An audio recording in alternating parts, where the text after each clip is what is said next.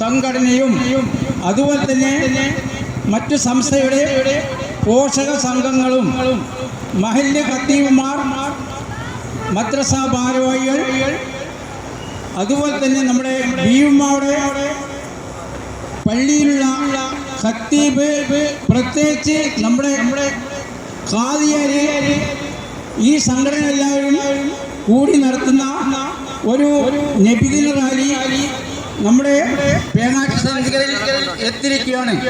സർവശക്തനായ റബ്ബ് നമ്മളെ കൂടലും പിരിയലും ഒരു സാലിയായ അമലായി നമ്മിൽ നിന്ന് സ്വീകരിക്കട്ടെ.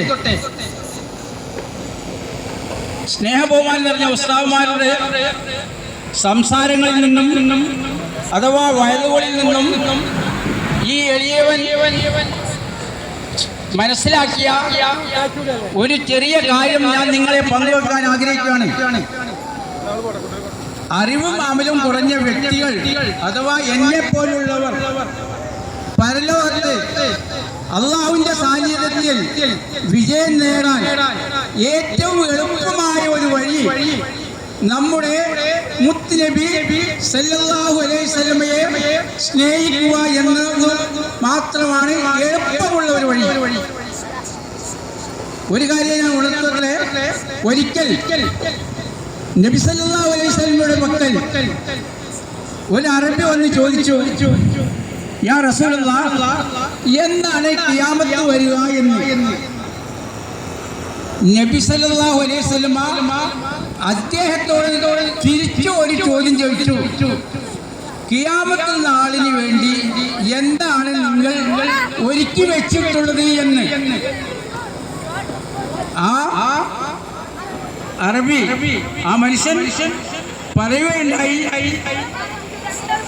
അള്ളാഹുവിന്റെ റസൂലേ, ഞാൻ അമലിൽ അറിവിൽ അഥവാ കൂടുതൽ നമസ്കരിക്കുകയോ മറ്റ് ഇബാദത്തുകൾ ചെയ്യുകയോ നോമ്പ് തോൽക്കുകയോ ഹജ്ജ് കർമ്മം ചെയ്യുകയോ ഒന്നും ചെയ്തിട്ടില്ല.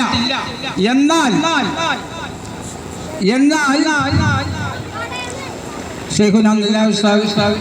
നമ്മുടെ സദസ്സിലേക്ക് വരികയാണ്.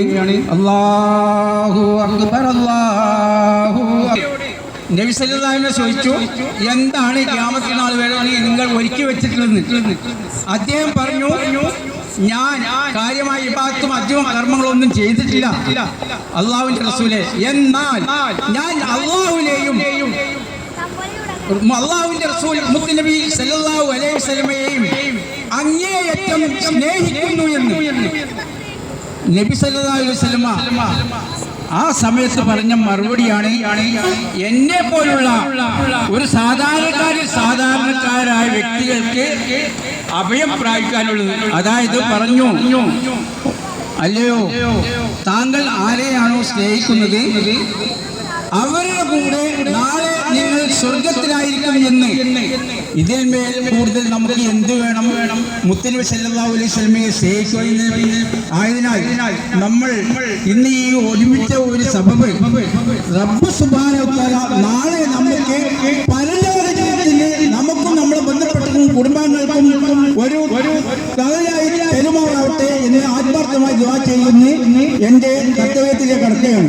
ഈ സദസ്സിന് സ്വാഗതം പറയുകയാണ് എന്നിൽ അർപ്പിതമായ വിഷയം.